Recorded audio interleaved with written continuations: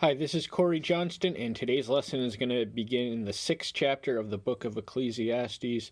Ecclesiastes, I feel, is without equal amongst the works of literature, both ancient and modern, Western or Eastern, in terms of stimulating thought. It's really a thought-provoking discourse, which was written by Solomon at the apex of his life. He had lived a life without equal in any experience, in the extent to which he was uniquely gifted with divine grace, and he occupied a privileged vantage point of these observations were born from the king's view, yet he has extraordinary insight into his economic underlings, his socioeconomic, the lives that they live, and the dilemmas that they have are in fact not foreign to him, but are shared by all. So he does, and he also draws insights from nature. So he does have an attuned eye, and he is a polymath of sorts.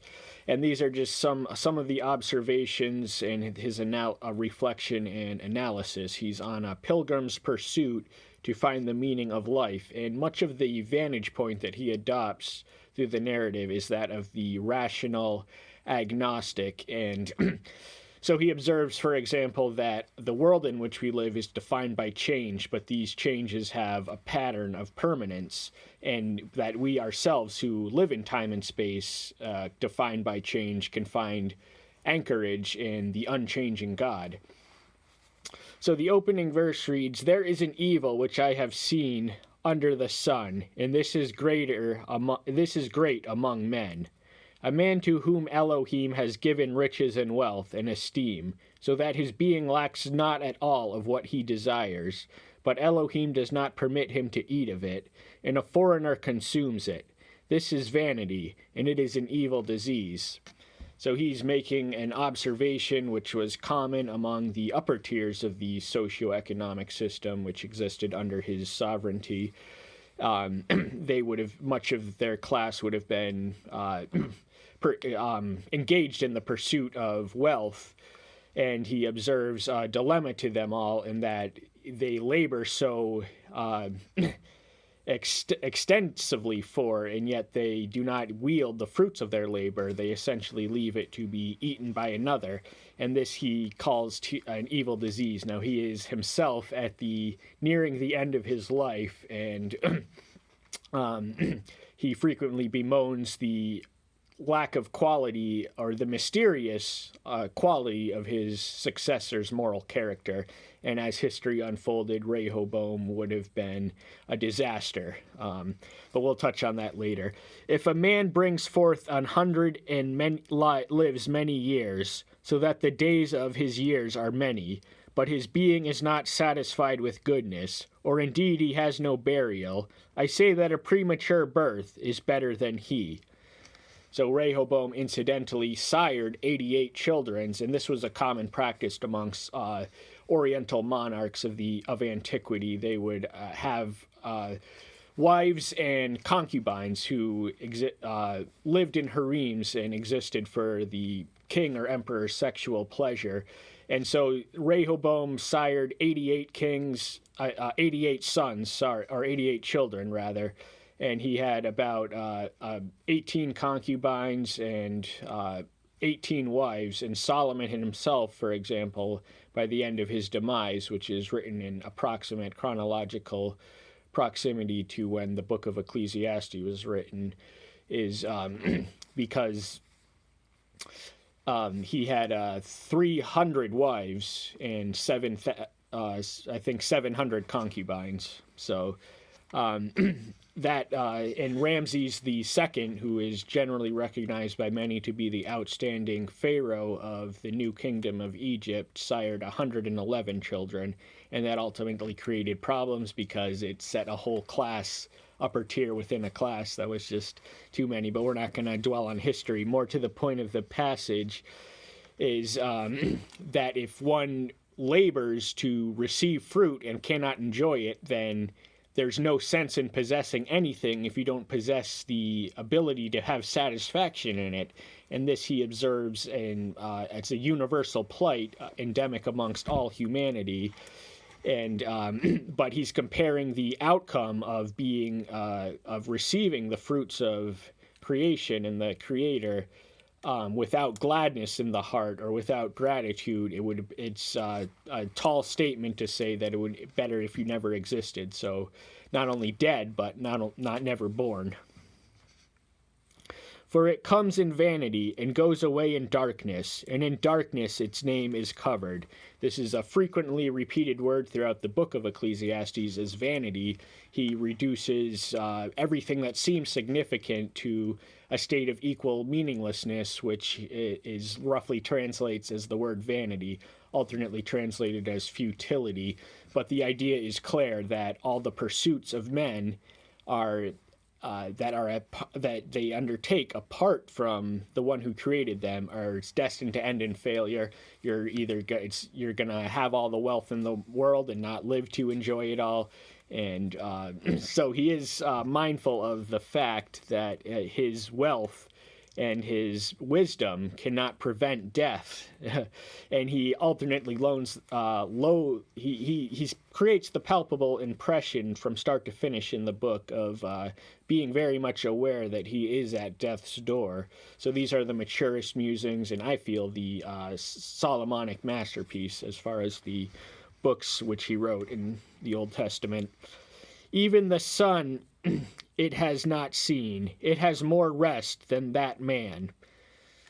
So he's saying that there is no rest, no possibility if you are engaged in the pursuit of accumulation of worldly treasure and do not allocate time or the ability to enjoy the fruits of your labor.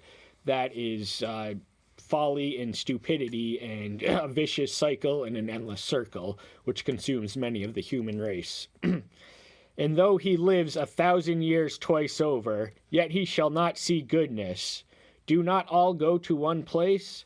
So this is a hypothetical. No one, even in the antediluvian period, they existed for near millennia. Methuselah is the longest living human, whose life spanned 969 years. And after the flood, which consumed the earth during Noah's, the human life generally winnowed down to underneath the window of 120. Abraham did live to be 175, but it doesn't matter how many years you live in mortality, you're still mortal. You are destined to end, decay, and vanish and exist no more. And there is many scholars interpret Ecclesiastes as him expressing doubt in the possibility of the resurrection, which was an officially speaking gray area of Jewish theology when the Old Testament was being written. So this is around the year a little before the year 1000 BM. For all the labor of the man is for his mouth, and yet the appetite is not satisfied. So no matter how much we stuff, no matter how much abundance or intake that we take of the fruits of our labor, our appetite for more of the same is never satisfied, and it is only temporarily whetted. So the man who engages in this lifestyle is like a hamster on the wheel in the race of life. For what advantage has the wise over the fool? What does the poor have who knows how to walk before the living? So he earlier expounds on the equivalent impotence of the wisdom, fool, wealth, or poverty. None of them can prevent death, and that is a fact of life that all have to live with, no matter how greatly you are blessed, at least by measurable quantities in terms of life or money. It's all going to end, and it means nothing in the realm of eternity. But your soul, which perishes not, that which is what you ought to cultivate, and it comes from seeking the kingdom first. That means keeping it always. It's not just settling to be content on the promise of the kingdom to come, but to bring as much of the kingdom to the earth while we can. What the eyes see is better than what the desire goes after. That too is vanity and feeding on wind. So he's noting the adverse consequences or the lack of quality in what we can see versus what we desire. There is somewhat of a difference, and these do have various capacities and appetites, but they essentially belong to the same person, and as such can be studied in tandem. But it's all vanity to do so, because even if you grasp the understanding, you cannot prevent the inevitable occurrence of death, which no amount of prosperity or prestige or accumulation of wisdom can prevent. We are all at the mercy of death, and that is a fact we have to contend with. But life is a school with potentially an eternal echo. So how we live this life will mean a lot for how we live for an eternity. Whatever shall be has already been named, and it is known that he is Son of Man, and he is unable to contend with him who is mightier than he. So he's saying that everything that can be experienced, everything that can be known, was at least in some sense known before. So we really unlock none of the we are all at the mercy of the future, and we have to live with mystery. And a lot of translations interpret this or translate this version of their version of the same verse to align with the doctrine of predestination. In other words, everything that we will do is known in advance and settled in eternity before its occurrence, but we still have to exist in time with space and live with the mystery, and in some sense determine our own destiny, even though it is marked before our path. But that is because the Creator is a timeless creature who inhabits, who is not limited by the timely limitations we are all at the mercy of. The more words, the more vanity. What is the advantage to man? Now, the frequency of words he often notes, and this is present throughout the book of Proverbs as well, that the fool is inclined to speak.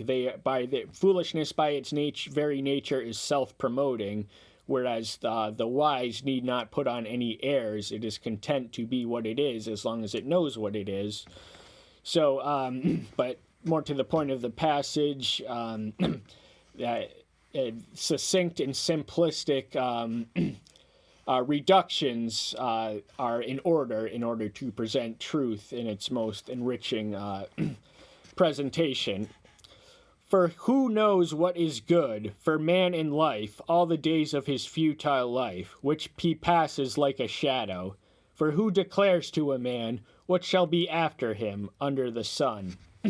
So in the absence of revelation, we have no way of knowing what will happen to us and how history will unfold, but we do have the promises in Revelation and the uncanny accuracy which the 1,500 biblical prophecies which have been fulfilled already gives us plenty of rest and assurance for the 500 yet to be fulfilled, which are pertain mostly to the end times. Now, we can in some sense see this unraveling, and Billy Graham, for example, used to recommend reading the book of Daniel or Revelation, respectively, the standards for end time literature in the Old and New Testaments, along with a newspaper, and he would contemporize the what is going on in the world with what was proclaimed so many centuries ago. But it all ties together because the same Creator controls time, and he knows what will happen before its occurrence, but we are